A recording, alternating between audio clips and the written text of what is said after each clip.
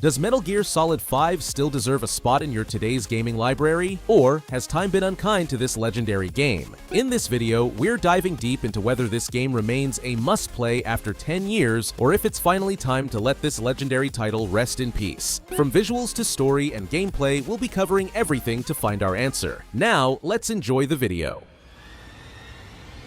Let's talk visuals, because this game still looks amazing. Sure, it's been almost a decade since this game released, but the Fox engine still holds up in 2025 like a fine wine. The textures, the lighting, the sweeping landscapes, it's a visual feast that still competes with a lot of today's blockbusters. Sure, some of the older character models might show their age, but the world, it's stunning. And that day-night cycle, it's not just a gimmick, it's a huge part of the experience. Whether you're sneaking under the moonlight or navigating sandstorms, the game's atmosphere is still top tier. If you're into graphics, it's definitely worth booting up just to see how beautiful it all is, especially if you've got the right mods to boost the experience. But let's get to the meat of it. Gameplay. The Phantom Pain wasn't just a game, it was an experience. The freedom of approach was a game changer. Sure, there are some repetitive missions, but the way you approach each one feels like a sandbox for your creativity. Want to go full Rambo and just blow everything up? Go ahead. Want to sneak around and take out enemies without them ever knowing you were there? Easy. The level of choice is still so fresh, even compared to modern stealth titles. And then there's the open world design. The size of this game's maps is staggering. Every inch of the game feels alive,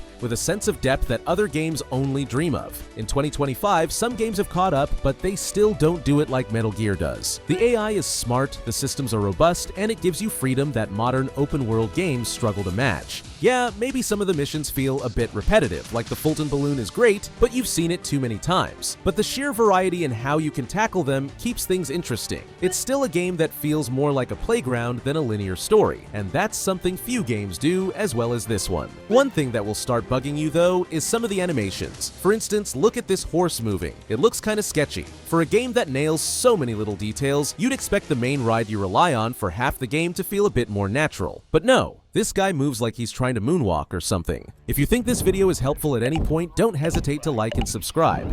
Thank you.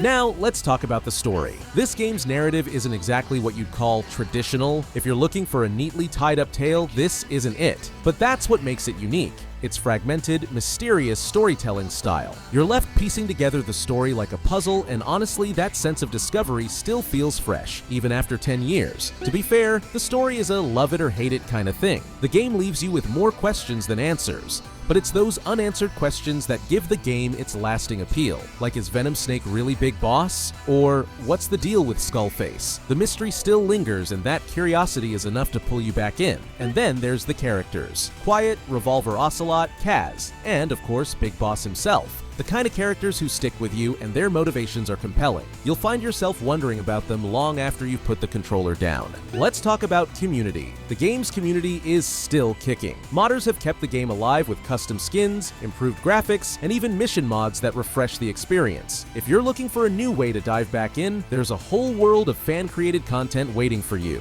But the real question, is there still an audience? You bet. It may not be as active as it was back in the day, but there's still a dedicated fan base that's keeping the game's online features alive. Whether it's PvP, co-op missions, or just messing around with friends, Metal Gear Solid 5 still offers something for those looking to dive deeper into its world.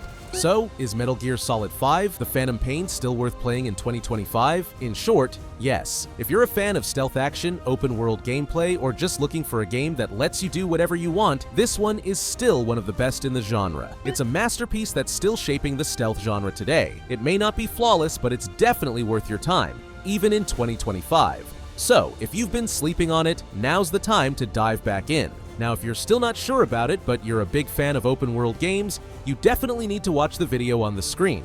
It'll help you to find the perfect game for yourself. I'll see you there.